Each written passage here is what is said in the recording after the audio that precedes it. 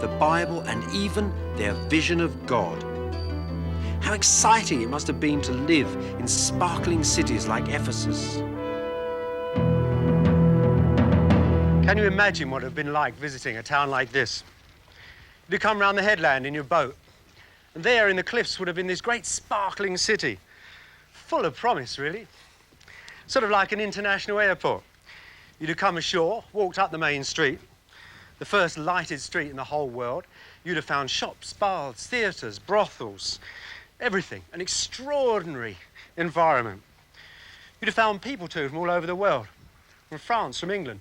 You might have even found a Buddhist monk here from India, preaching. St. Paul, of course, lived in this city for 3 years. And in return, Ephesus exported the goods of Asia Minor. Gold, wheat, wine, pearls, glass, all sorts of things. Anything that would make money. Money, of course, had been invented a little way down the road, just a few hundred years before Ephesus. So there was the whole setup, the whole international trade setup. And out at sea, in Delos, in a good year, some 10,000 head of slaves went through the slave market. Now, it was those slaves that actually created the surplus of wealth in towns like this, the surplus that was gained from trading. Most of the people lived here, lived off the land and lived from it too. But the little bit of money that those slaves generated all these palaces, because these were put up mainly by private people, these great villas and all the temples and things around. It's the sort of town, of course, that we in the West are used to, you might say. Look at the tourists here. They walk around, they lounge around, they're quite happy in this town. These squares and streets hold the same spaces in them that modern towns do. Unlike ancient Eastern cities, these Hellenistic cities were open, impious, convenient, man-centered. The first modern cities in the world. And from Egypt to Asia Minor, the Jewish communities in these cities were a major element of their life, filling every position in society, from merchant princes to day labourers, from slaves to slave masters. Perhaps the greatest invention of the Jews in these Hellenistic cities was the synagogue. Synagogue itself is a Greek word. There's no Hebrew equivalent. It means meeting house. Now, the first records we have are about the 2nd century BC. There are already hundreds of them then. This one, which is really the finest that survived since antiquity, it's a lot later than that. It's a magnificent building. It's because it's in the city of Sardis. Sardis was a great trading city. It was at the end of a long road from Asia Minor to Persia. Those lorries are still roaring up and down a new road built on top of it. That's where the Jews of Sardis got their wealth to build this splendid building. So these Jewish meeting houses, they were used for a variety of purposes.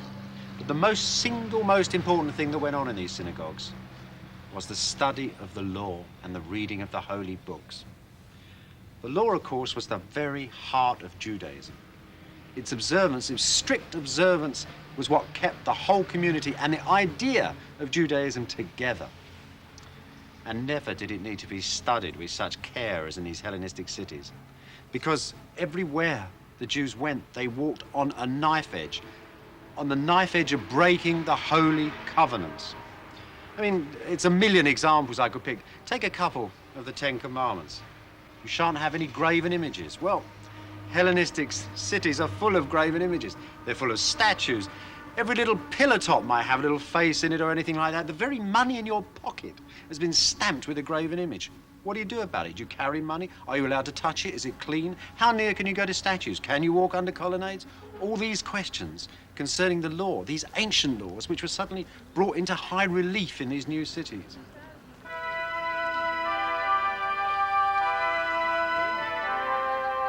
This is style. You know, this is Greek culture as a style, and it's a very important thing in the story of the Bible. Everybody wanted to be Greek. And of course, the Jews in these cities wanted to join in that too.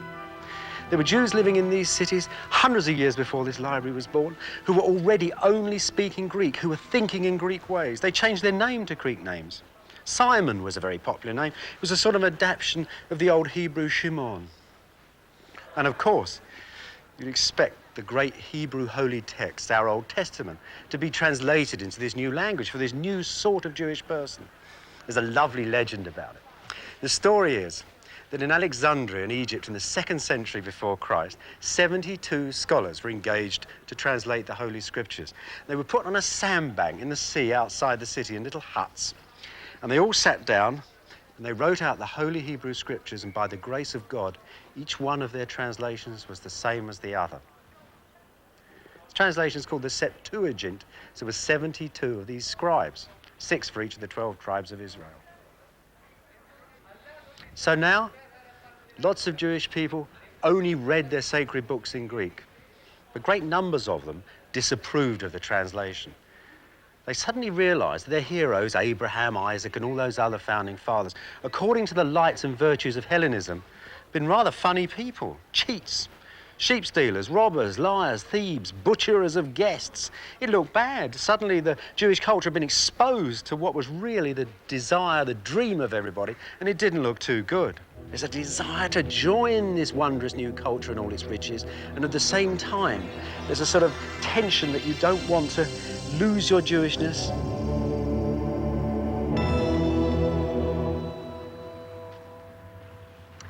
Greekness, that single essential requirement in Hellenism, wasn't just an attitude of mind, a way of thought, a way of talking. It's also actually a way of being. It was body as well as mind. In places like this, there were dozens and dozens of statues of marble athletes. It's a particular sort of a body image, which I suppose is, come down with us today, even a dear old Rambo. Here they all are then, and if you didn't join them down the gymnasium, you'd never become a man of substance and position in Hellenistic society. Yet for Jews to enter places like this, there are a certain number of problems. Let's pretend a young Jewish chap has said, forget it all, I'll buy myself a nice Daz white toga and go off and join the lads, I'm leaving the race behind me, and he came here. A major and individual and a personal problem would arise because all these events here, all the training was done in the nude. And our poor old Jewish chap, who'd been circumcised when he was a lad, would have stood out like a sore thumb. Everybody would have thought, who's this nouveau Johnny-come-lately wanting to join us? Ha ha. So, believe it or not, there was an extraordinary operation devised called an epispasm, which consisted of actually disguising the effects of circumcision. It's an absolutely extraordinary thing. It's one of those terrible cultural distortions that is so depressing to read about in any period of history, really. On balance, inside all the stresses and strains that were going on in Judaism, it seemed that Hellenism would eventually win out. In the 2nd century BC, it's reported that the high priest of the Temple of Jerusalem had actually knocked off work early, that is, left the rituals of the temple to go and watch athletes practicing in a gymnasium. Well, the sophisticates of Jerusalem were already Hellenized, but the country people and their priests were outraged, and there was a great kerfuffle about it. Not nearly such a kerfuffle as a few years later, when a Syrian Hellenistic prince actually invaded the state of Israel itself.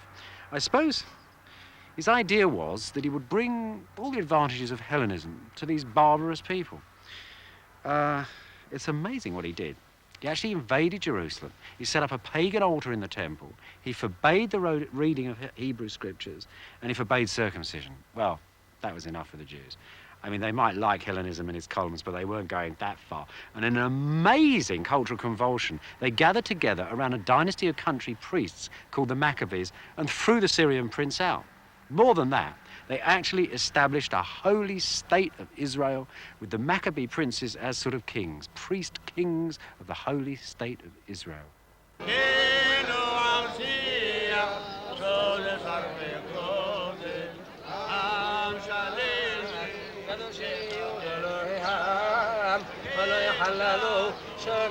The priest kings ruled in bloody succession for 100 years before the Romans conquered all of the Hellenistic East, and with it, Judea and Jerusalem.